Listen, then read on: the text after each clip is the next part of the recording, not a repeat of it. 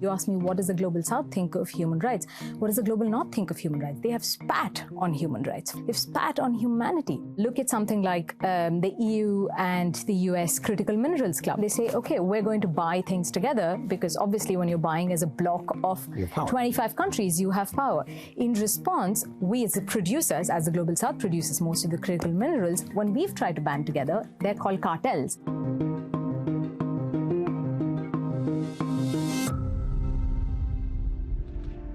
As international alliances shift, where does the Global South stand? And what is its vision for human rights and democracy? I'm Ken Roth. For 3 decades, I led Human Rights Watch, pressuring governments around the world to respect fundamental rights and freedom. On Reframe this week, my guest is Varsha Gandikota-Nellutla, one of the key figures behind Progressive International, which unites and mobilizes social movements around the world. Thank you very much. Varsha, welcome. Thank you. I'd like to start off in an area that's of obvious personal interest to me, which is human rights and democracy. And, is it possible to speak about a Global South view of these issues? I think the human rights discourse has always had two visions, two conversations undergoing within this framework. One comes from the political tradition of US, French, Latin American revolutions of the 18th and 19th centuries that focuses a lot on the right to speech, right to assembly, freedom of religion, so on and so forth. There's another conversation, another tradition that's slightly more expansive, I would say, on socioeconomic rights. That comes from the tradition of anti-colonial movements, from workers' struggles, from some socialist revolutions, that talks about what good is a formal right, a political right to me if I don't have food to eat? So that talks about right to food, right to health, right to shelter, right to clothing. And by extension, the right to resist for the colonized. By extension, the right to sovereignty for a state. And even more by extension, the right to development. But whichever strand you may support more, at the center is this idea of freedom, right? So the question we would ask is, how free really are the peoples of the Global South? To answer this question, I want to tell you the story of Honduras in the Caribbean.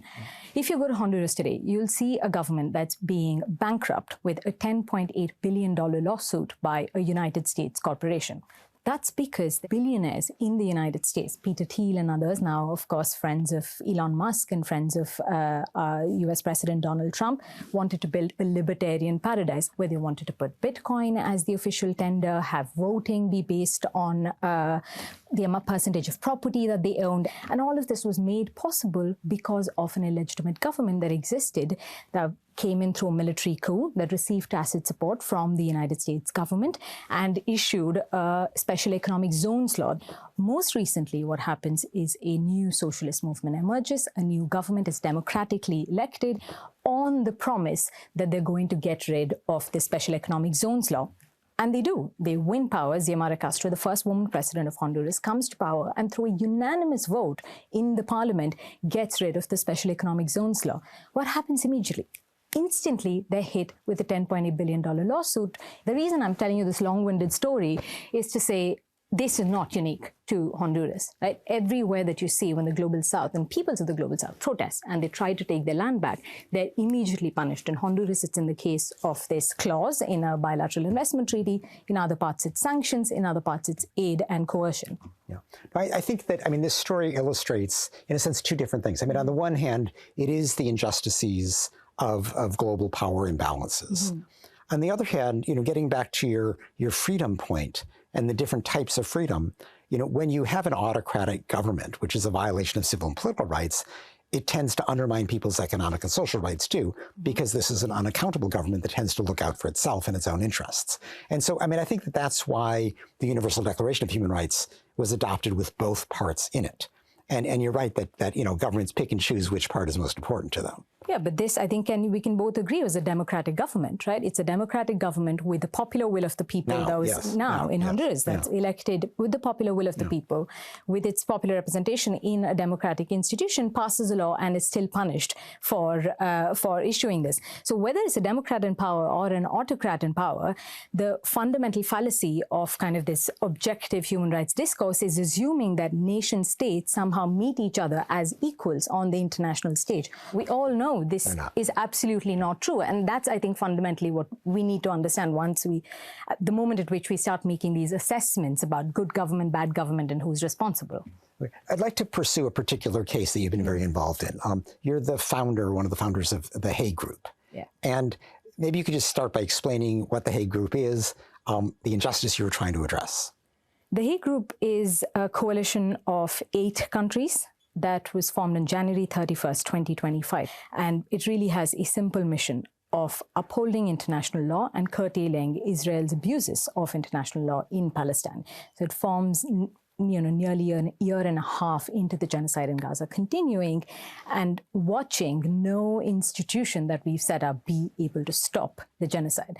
So in this moment, 8 countries, which are Malaysia, Senegal, South Africa, Namibia, Colombia, Cuba, Honduras, and Bolivia came together to say, we're going to enforce at the national level as states 3 measures. The first is on accountability. Ensure that we will follow ICC arrest warrants for Benjamin Netanyahu and Yoav Gallant. Not a radical thing to say, but clearly has been made radical. Yes. Yeah, made radical by the fact that countries like France, Hungary, Poland have all openly defied ICC's jurisdiction or made up rules about immunity and so on and so forth.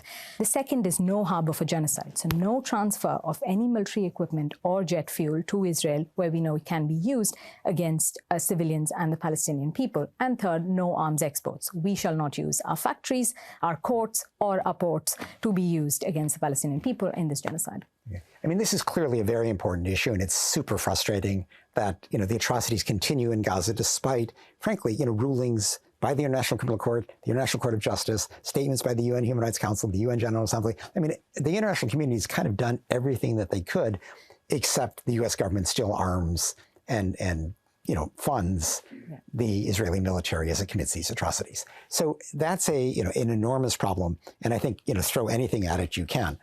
I'd like to maybe challenge you a bit, though, because, Gaza's awful. I'm not going to pretend otherwise, but it's not the only mass atrocity around. In other words, the United Arab Emirates is arming the Rapid Support Forces in Sudan as they commit genocide in Darfur. The Rwandan government is committing mass atrocities through the M23 rebel group in eastern Congo. Russia is committing atrocities in Ukraine. So, why not a broader agenda? Those are covered, Ken. I mean, those are extremely overcrowded, if you ask me.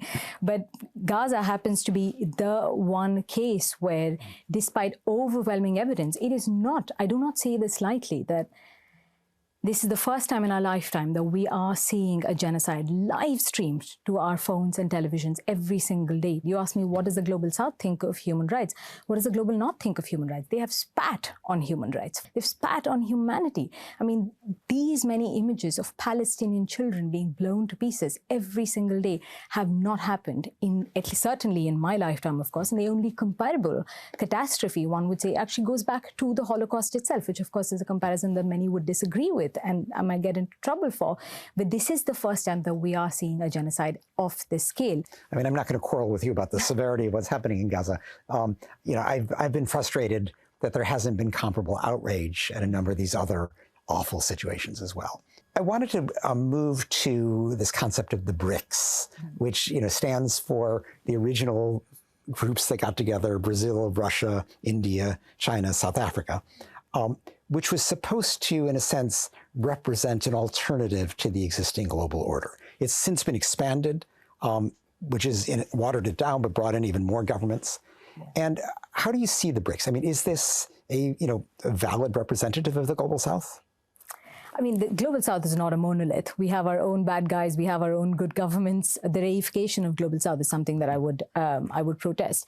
But with BRICS, I think it's quite fascinating because if you look at who talks about the BRICS the most, it's actually the West. Pretty much every single day, whether it's the Financial Times, the Wall Street Journal, the Washington Post, there's somebody heralding that the age of BRICS is finally here and they're going to destroy the United States, right? And so there's this alternative global order. Yes. Yeah, exactly. Yes. And there's this real fear that BRICS is going to come in now and de-dollarize tomorrow, start giving out loans. I think we can safely say that's not going to happen, not least because the political economy of de-dollarization is extremely difficult. But on one side, you have this.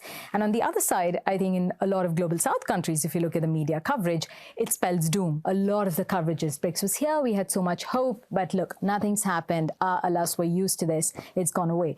But somewhere between these two, I think there's a modest project for BRICS where it is attempting to do what, in fact, European countries have historically always done.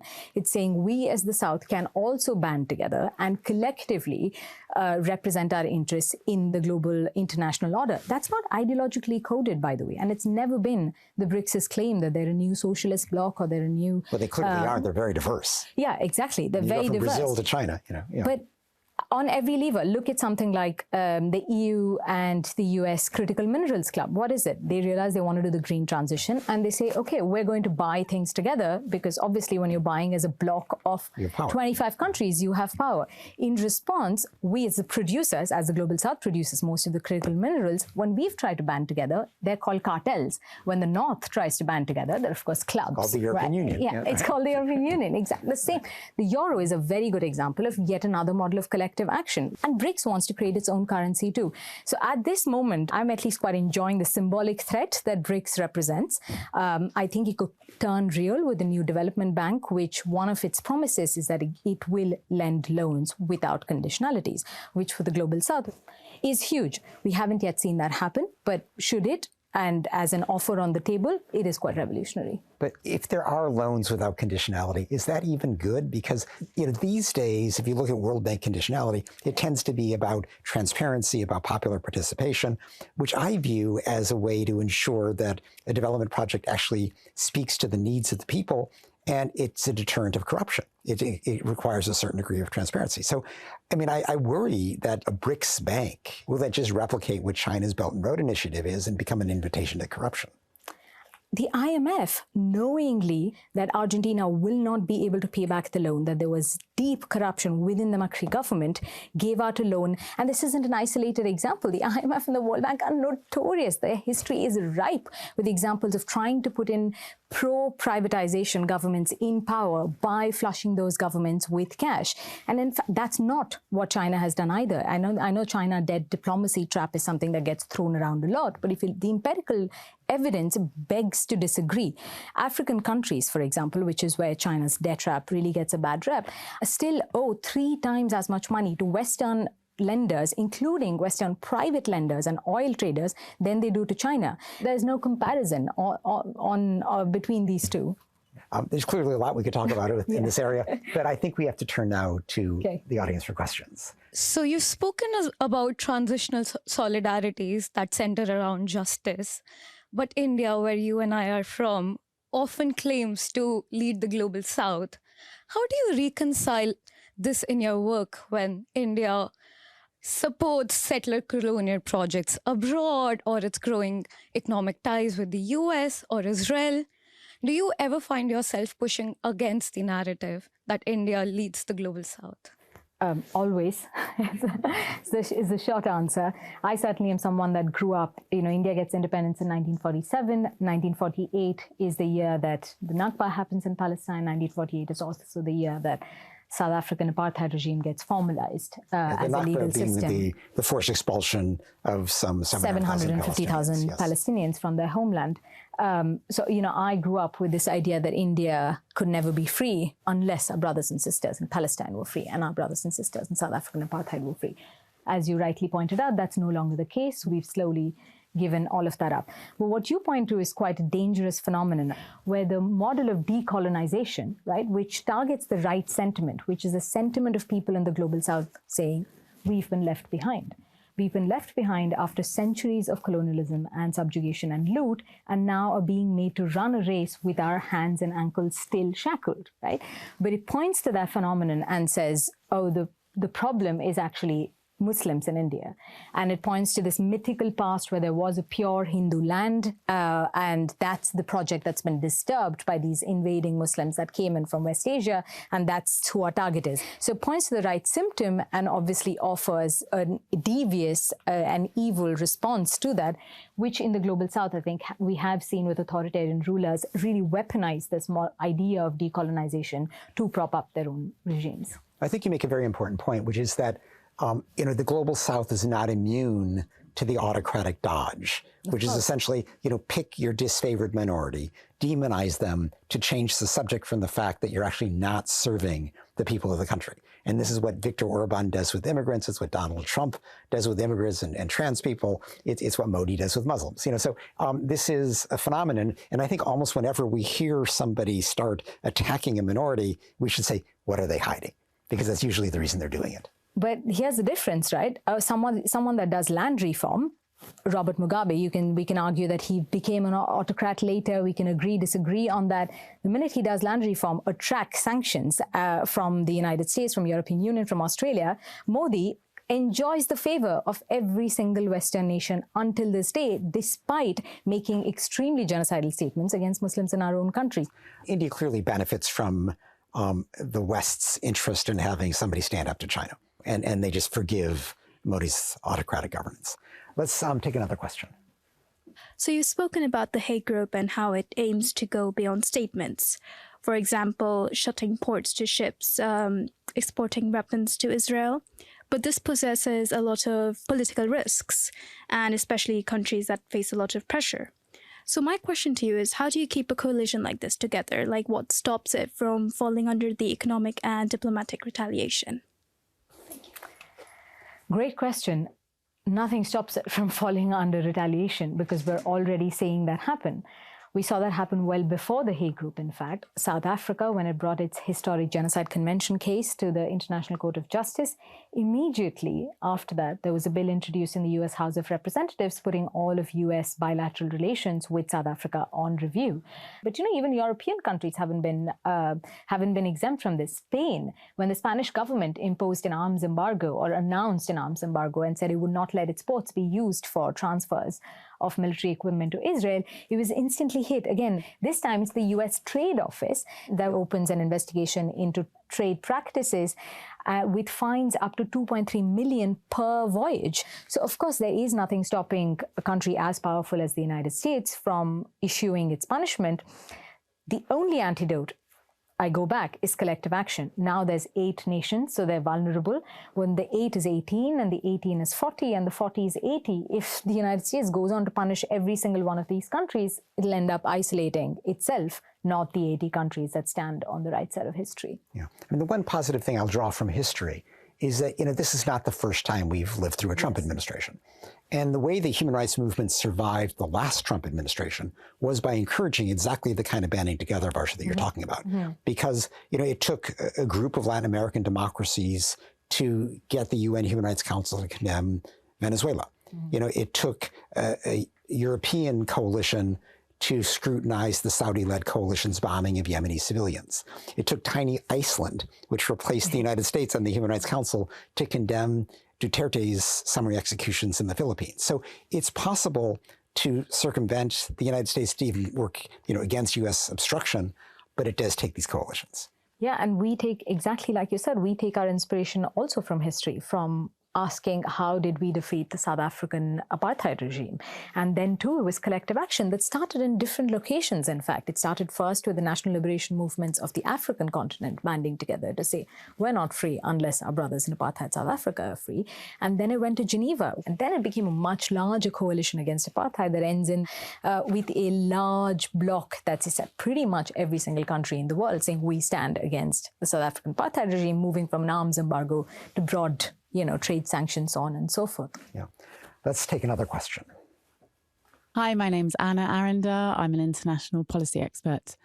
talking a bit about how we reconcile a potential paradox between the enjoyment of universal human rights and this unequal global system that you were talking about. Take the example of a starving child who steals a loaf of bread to feed himself. He is arguably doing so to enjoy his or exercise his right, but we have left food to be managed by a system that favours markets and capital. So how do we reconcile this paradox? You gave the example of food, Anna. But we can think of it in terms of health. When was the last time all of us collectively feared for our survival? COVID-19. When COVID-19 occurs and you have a vaccine that's discovered, global South countries go knocking on every single global institution, global public health institutions that we've set up to get vaccines for their people. We're not talking about lofty ambitions here. We're talking about simple survival, right? And we discover that they're not global, not public, and not for health, that they're in fact controlled by a handful of billionaires, pharma executives in the pockets of a handful of countries which cared only and only about profit, not about health. Look at what global South countries do as soon as COVID comes in, which is in the first month. Costa Rica goes to the World Health Organization with a very simple proposal. Hey, we're all working on vaccines. Anybody discovers a vaccine, let's have a common pool and we'll all share the recipe and technology and make vaccines for this time. Gathers dust, doesn't move anywhere, and is opposed by global North countries.